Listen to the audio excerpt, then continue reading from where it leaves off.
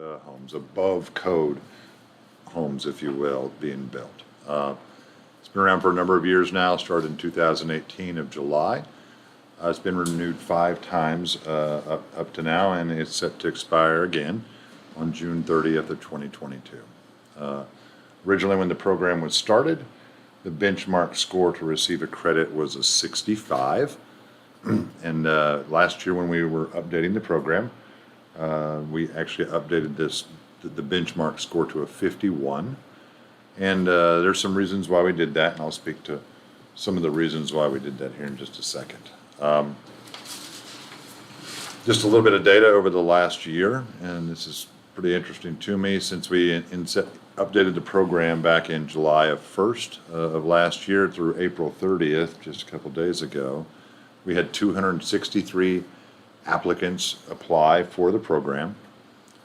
Of those applicants, only 12 homes have actually at this point received a certificate of occupancy. Of the 12 homes that applied for the program, none, actually were able to achieve the benchmark score of a 51. And so the result is we still have 251 applicants still in the program. This was not anticipated in the sense that the number of data points I thought I would have brought to this meeting today, I thought it would probably be in the hundreds. And I spoke to a few builders too, just to try to fill in that gap. How is it we permitted 263 of these? And again, they weren't all permitted July 2nd. A lot of them were staggered throughout the year. So obviously someone pulling a permit in January not being done is not surprising, but it is actually a little surprising that a home permitted in, say, the July or August, maybe even September ranges wouldn't have been done. But this has continues to be a challenging environment for a lot of the builders. The COVID supply chain issues have really hit them hard, and this is one of the areas that has hit them hard, is it's extended their build time. So I do anticipate looking at just some of the status of the homes in the program, where they're at in their inspection record, which is kind of a fairly good idea that, if we were to reconvene this meeting 30 days from now, I would hope that 12 might be 30, and by the time this makes it to council, it might even be 40 or 50. But again, I really can't speak to how fast somebody else is going to build. But I think your assumption is that a lot of these aren't through construction. they're not. Okay. Yeah, no, they are not. A lot of them are closed, but they're not. So Okay. I certainly had hoped when we talked about this last year that when we came to this meeting today, we'd have a much larger sample size, and we don't. And so that's going to have to be a consideration in the discussion we have today. Is this only new builds? I think it's only new residential. Yeah, these are new projects. residential. Yeah. Just to give you a little more background about energy codes and the program itself. So the current benchmark is set up in this manner. So if a home was to hit the 51 score, that would result in a credit of 50% of their permit fee. And if they were to hit a score of a 41 or better, again, lower is better in this context, they would get 100% rebate. And that fee is structured around what we call project area of a home. I provided an example there just to give you a benchmark, if you will. So a 2,000 square foot home, 400 square foot garage with a 200 square foot covered patio, we would say that has a project area of 2,600 square feet.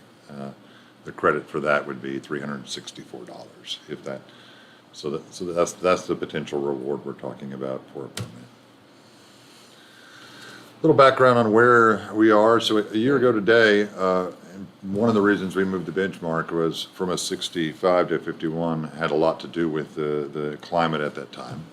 But state codes in Oklahoma are actually governed by the Oklahoma Uniform Building Code Commission. It's a state body.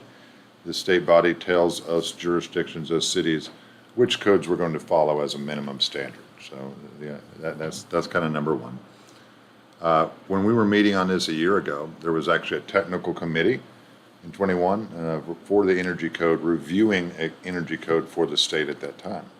The code they were reviewing at that time was the 2015 Energy Code. The benchmark score in the 2015 code was a 51. So when we made recommendations last year, we were trying to be conservative in some levels. What we didn't want was to come set a benchmark score, and then this energy committee in the middle of the year set a benchmark score that was going to be better than what we set, and now we're rewarding people for building something. If we'd have kept it at a 65, for example, and they made it a 51, our benchmark would have been non-compliant for even a brand new home. So we couldn't have that. So the recommendation then was, okay, it was at least a safe bet to follow their lead and make the benchmark a 51 at that time, knowing that if worst case, there was still a scenario we were rewarding a home that was just built to code, but we could at least still live with that. Anyway, that committee did meet throughout the year. They made recommendations to that state board. The state board rejected their submission. The state board said, no, we're not a fan of the work you did. We don't like the energy code you proposed for the statewide minimum. They rejected it. And so their work didn't come to fruition, if you will. With that rejection, they assigned the residential component to a separate subcommittee. And that subcommittee did come up with their own recommendations about a proposed residential code and a proposed residential energy code for the state. And so let's look at that a little bit. So looking at these scores, or ERI, you'll notice that, again, the higher the number, the worse the standard. So the 2006 year of the Energy Code is considered 100. It's considered the ultimate baseline for when this code was established. And generally speaking, you'll see year over year, not every time, but year over year, these scores get lower and lower, which means more efficient and more efficient with each subsequent cycle. You'll see on there the 65 was where the old benchmark was. We changed it to the current benchmark of a 51, which again reflected that 2015 code that ultimately was not adopted. I mentioned that there was a body who picked up the energy code when the prior submission at state level was rejected. They have recommended a 64 to be the statewide minimum moving forward. Now that is again a recommendation. That is actually at the foot of the legislator, the Oklahoma legislator right now, for them to act on. And they may or may not. Historically, they have not. And if they do not, then it falls to the desk of the governor. If the governor acts on it, then what would occur would that would become the statewide code. If I was betting, most of the work that was done on that residential code was done by folks that generally had pretty good success working with the legislator. So I would think that it will probably become law, but and will become the minimum standard by the end of the year. But that is just a best guess, right? Like it may or may not happen. But currently, I think it's an important number to look at is the recommendation for a statewide update is this 64. A little more context to what some of these numbers may mean. Our neighbors to the south, Texas, if you care, they have a statewide code for energy as well. Their standard, as you can see, had a sunset or had timelines built into it, and you can see kind of where they are at and where they're going. So for the state of Texas, just as same climate zone as we are as a whole, their current standard is a 59, and so that's at least some comparable relevant data to the discussion. So, we're calling because this program does expire before long, and we're hoping to get some direction from you all about what you all think, given the information we're providing you, and where we want to go with the program moving forward. And so we put together 3 different options to talk to you about, and let you consider them and discuss them, and just see where you all think we ought to go. So one option would be, let the program expire. There is a lot of uncertainty with the code, with all the data points that are still outstanding, with the energy code still being in a recommended state at the state level and it not being updated. There would be logic to just letting the program hit its expiration date, and then let this data compile, and then see where the state goes, and then a year from now or so we could be making a decision with a lot more data points, and potentially know if that state code got updated or not. So there would be logic there. Another option would be to keep the benchmark at a 51. Again, it's a safe number, based on what we're seeing from the state itself and their recommendations of a 64, based on the fact that several of the energy codes out there reference this number anyway, is a defensible number. We could keep it at the 51 and feel like, that the benchmark is, in fact, something that someone will have to earn, and I don't think there'd be any shame in that as well. And then there'd be a third option. It'd be Clark, okay. real quick, Yes, sir. Councilmember Study. If we go back a slide, if we let that expire, would it go back up to the 65 that we were at previously? No. So the program itself, this is not our minimum standard for code compliance. This is only a above code incentive program. So the expiration of the program doesn't actually affect a day-to-day inspection or the day-to-day standard that Okay. that we hold people to. So it's just for them to get that It's just little for bit them of to those get fees back. Okay. to be able to recover that fee. Okay, Thank you. sorry. Fine. So again, the third option might be to, let's continue the program. Again, small sample size, but even with what we have, 0 for 12, maybe the standard was pretty tough, and it was. I mean, there's no question in my mind that the 51 is you build a home with an ERI of 51, you are building a phenomenally energy efficient home. There would be some precedent. If you look at the history of the energy codes I put there to the left, you'll see that between the 2015 energy code and the 2018 energy code, when they went to the 18, they actually raised the standard. They actually, or lowered the standard, if you will. They made the score of 57, which did scale things back for a cycle, but I think it was just viewed as too big of a jump from year to year. So they kind of pumped the brakes a little bit, and they made it an 18. They made it a 57, and then you'll see fast forward 3 years to 21, has again put the standard back to a 51.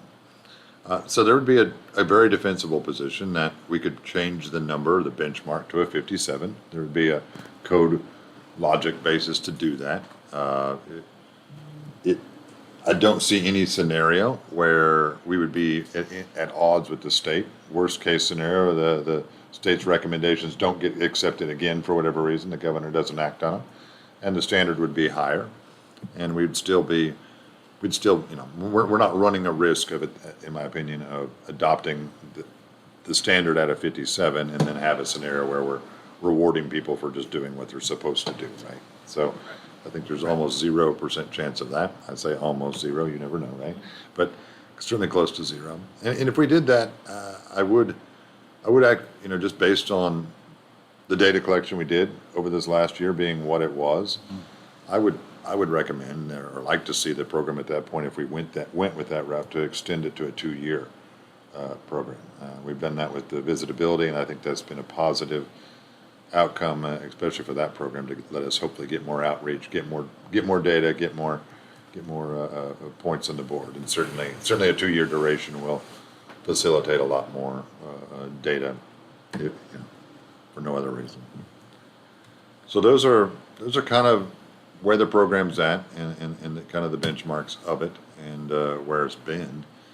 And so I'll clam up for a minute and see if you all have any questions, and then see if there's some discussion and some direction we can gather from today. I'll just start with the first question on the top of my head is, do we have a dollar amount of what it takes to get a home to that level? I mean, are we talking about a 1% increase in the construction cost, 10% increase? Because of $365 savings. Right. It's like, are we incentivizing people enough to actually make that commitment?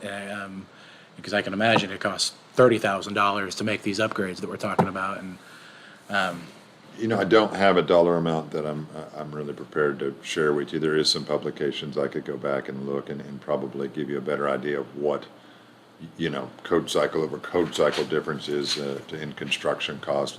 I'll be honest, they're very contentious, if I go to the National Home Builders and pull data from them, they're going to tell a different story than what the energy gurus do. And Sure. so there is a wide range about payback modeling and of just how effective and efficient some of these are. Certainly, you're right. $364 or in that example probably would not pay for all of the upgrades to make that home, from a 65 to a 57, for example. I will say this, our program is not necessarily the only program on the block. Okay. And I don't, if we're viewing the program as the sole incentive to encourage it, then that's probably one thing. I don't think that's really the intent of the program. For example, there are federal programs, and the federal programs, they come and go. They recently, it had expired for a number of years, but they reinstated it retroactively. And so for years, I think 2018 to 2021, people who would have been participating in this program, even though there wasn't a federal program concurrently going, a lot of those builders were still doing all these, ratings of their homes. They're going to now be able to go back and get tax incentives in those past 3 years. Although currently today, that legislation that was federal, it expired on the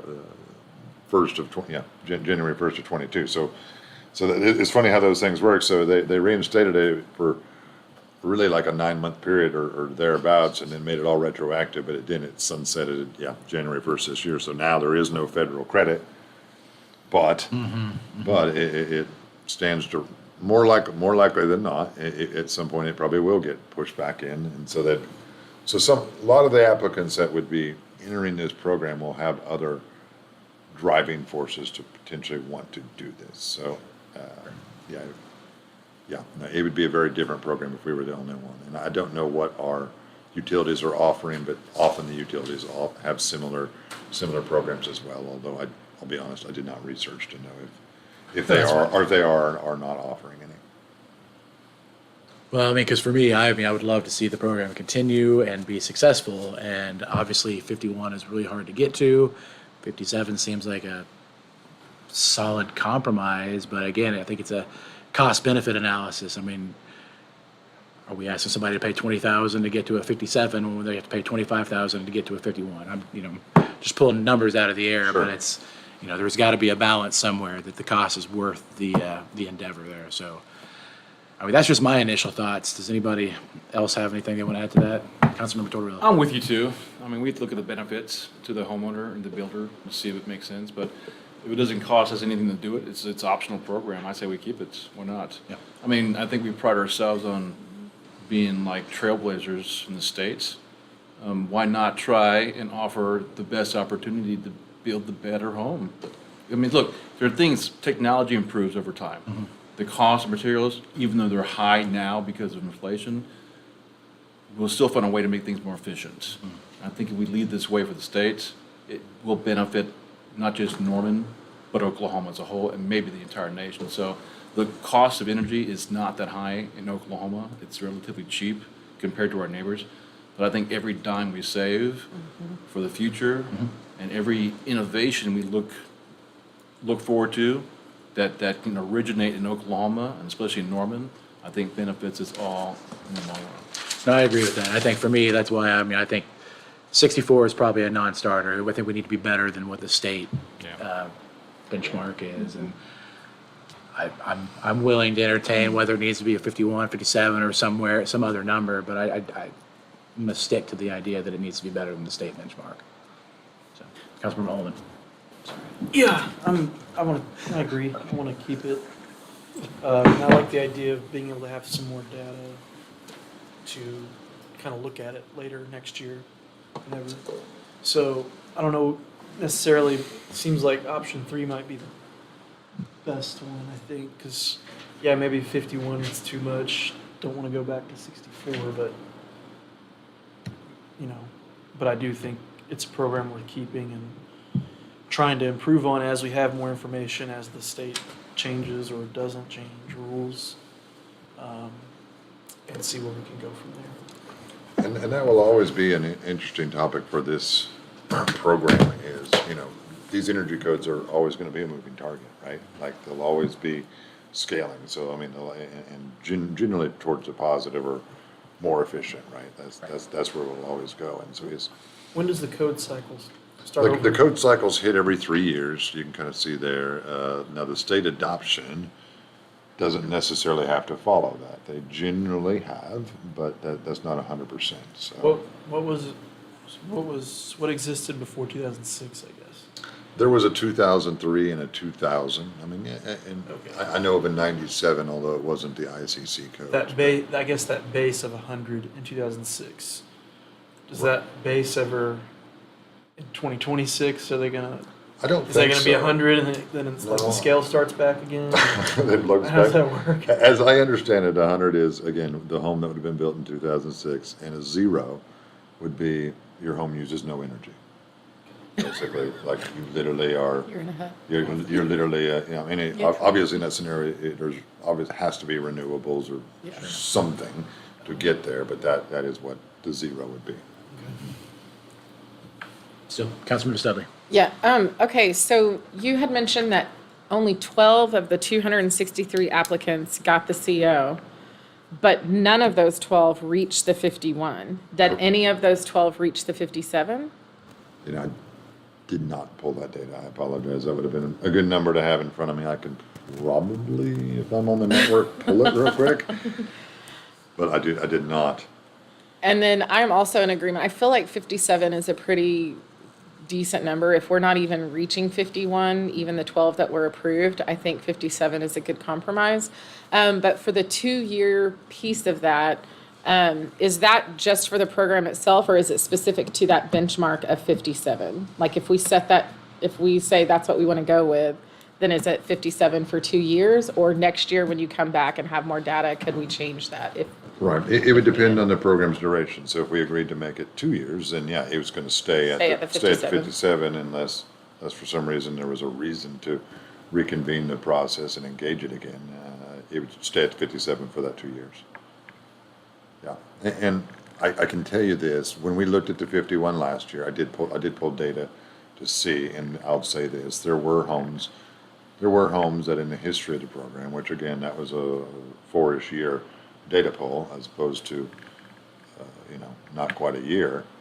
We had success. We had people who would have qualified, and I don't recall the percentage. It wasn't the majority. It was, I don't recall if it was single digits or just barely 2 digits, but it was a low number, but it was also enough to tell us at some level that we weren't necessarily asking for the full moon there. Like there were people completing the could reach program it. and hitting the benchmark, right? Like, so it wasn't like there was 0 there. It wasn't a 2-digit number, it was close. Yeah, I just think, it's a great program, and if there's other benefits that they can pull from federally or wherever else, and then just the overall savings on your energy bill at the end of the month is an awesome thing too. Like, Should be. I live in a 4-bedroom house, and my bill's under $100, and my daughter lives in a 1-bedroom apartment, and hers is over $100. So, Right? yeah, it's worth it. No. Councilmember Schuler. So just to understand this a little bit more clearly, the 263 applicants, each of those represent one single home, correct? Correct. Okay. And then what you were just referring to, we were kind of having a conversation about the initial applicants into the program, because what the 263 is just applicants from July 2022. That's correct. Or 21, I guess, because we haven't hit 22 yet. Yeah, So- it would be July 21 to 21 to April. essentially almost today. Yeah, okay. And so it started in 18. I feel like I remember us having a presentation about this when we extended it. We did. Last yes, time. Yes. And there were some good benchmarks there, or people were hitting. Yeah, we looked at it, I think I broke it down a little more, but I did have a slide where or some data about how many Yeah. had hit the 51, and I just, again, But there were people that were. There were some, There yes. were. I recall that there were a yeah, few. there was some precedent that this could be achieved, yes. Yeah. So I feel like I'm kind of on the same page with everybody else in terms of, like, I think this is really important, and that we want to continue to, encourage and incentivize in some capacity. But just looking at where it is from like the uncertainty of the state and where, that number is really going to fall with the ERI, thank you, and everything, I think that 57 is probably reasonable. And just to make note that that would still be above what Texas is requiring. There you go. And I think that that's also important to note that we'd still be ahead of another state, which is higher. And so that gives me confidence that we are trying to set a higher benchmark and to incentivize, a higher compliance. But my other question was when we were talking about visitability, some of the conversation around incentivizing that was that because we're using the Building permit building fee. permit fees, like we don't have the opportunity to use that for other potential programs. So that's my only concern, because I feel like there are some other worthwhile programs and things that we might consider to incentivize in the future. And I just, not that I'm not supportive of this, I just want to think about, what are the other things that I think are also important, like visitability or, other building codes that we want to think about in terms of safety and wellness and things. And does this put us at a disadvantage to incentivizing those? And what are other ways that we might put them all together into kind of a package? And I don't know how all that works. Right. And Beth, I'm gonna ask you to help me here on the monies here. So we talked about funding sources, do you recall that last year on visitability? And you're not wrong, they're pulled from the same source. So in a sense, while someone could apply for both, they're not gonna get Right. double credit, Double if you credit, will. yeah. And so one does, I guess you could say, could potentially cannibalize the other, right? And so that is a thought. And I know we've had a lot of discussions, and there were some reasons why that would be a challenge. Right, and so when we first started discussing how to fund the incentive in the first place, there was a lot of question about can it be a reimbursement or something like that. Right. And that's really not a workable standard from a public funds perspective. Yeah. The portion of the fees that is actually being affected by this program relates to the planning's in-house permitting and plan review, the cost of that. Now, there are certain hard fees that are passed on from other places that we're not in the position to waive without actually paying them ourselves. So we're just talking about the in-house costs that we would otherwise be getting in as revenue to, pay for the staff time. So it is a limited pot to begin with. And really, at the time we addressed this, and at the time we addressed visitability, there was a pretty big effort to find other funding sources and a real lack of ability to do that without just a one-time funding kind of mechanism. So Yeah. really, I can't see that we would be able to add another program without risking cannibalizing the two that are already kind of sharing the same pot already. So I do agree. I'm not sure that without ideas on funding sources that we have any easy ideas. This fits well into the permit review fees, and that's why it allows us to see this as a satisfaction of those fees. I can't say that I can think of another fee charge that really is eligible for consideration. Yeah. I just think that it's important to kind of have and bring back that discussion just as we're thinking about, extending this pilot program and then the one that we're doing with visitability as well, which is also another really important program, I think. But I can just imagine some others that we might think of, in the future in terms of, stuff with like multifamily housing. And I think after our storms and, things that are happening with, thinking about what do shelters look like and, requiring or not requiring build of those in, single family or in, multifamily housing. So I don't know what that exactly looks like, but I think that there is some conversation about how do we think about that and protecting our citizens in that fashion, and can those be tied to codes in that, capacity? Yeah, I mean, kind of along that same line of thinking, would connection fees qualify as something that we could waive as a city? I mean, because in theory, putting less demand on the system with this type of house, so it almost seems like there should be some give and take there. The question was asked before, and Okay, I yeah, couldn't those remember. are enterprise funds, so. Enterprise, okay, so same water bill and everything, you can't discount water bill, you can't, okay, Right. okay. Yeah, and of course, in a different BACA meeting, we've talked about, as far as like, certain housing types, we've talked about pattern zoning concept, and that's certainly an incentive that's being explored right now. I don't know if that's an avenue for particular types of development or not, but that is another way of approaching an incentive without making it a monetary kind of price tag that's, cutting Yeah. away permit fee. I think it's also important that, the point was brought up about federal programs for incentives and then, potentially in this case for utilities and other means that you can kind of pair incentives with this. So it's not us just intending for us to be the only opportunity for incentives, but that them being able to go after other money as well through other programs. So, I just want us to think about this in like a holistic No, kind and of way. I think that's absolutely fair. I just know from my own personal experience working in that industry, those federal incentives are sometimes sticky, hard to get. Yeah. There's a lot of competition for them. There's only a limited pot of money, so Yeah. definitely understand where you're coming from. I just think we need to try as a city. Like let's put our best foot forward and let everything else supplement that. Sure. No, this is not to derail the conversation about moving this forward. I just want to think about, Yeah, how does this affect other opportunities to incentivize? I think that's fair. Councilmember Studley.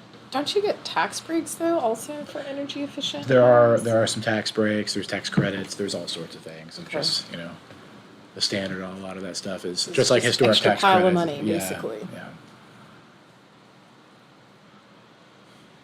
Okay. Was there any other questions or discussion points? Well, I think you have direction from Yeah, us. I what think we so. need. So, I mean, let me just summarize what I understood, just so there wouldn't be any question. Sounds like the 57 is, we're generally agreeable. That's probably a pretty good benchmark to draft the program in. And so I understood 2 years is probably an acceptable Yep. duration to consider it. And I would agree with that as well. And so I think that's the general baseline details I kind of needed from you all today. So, Excellent. We appreciate your work. yeah, thank you guys so much. No Appreciate it. problem. With that, this meeting is adjourned. Thank you. That's great.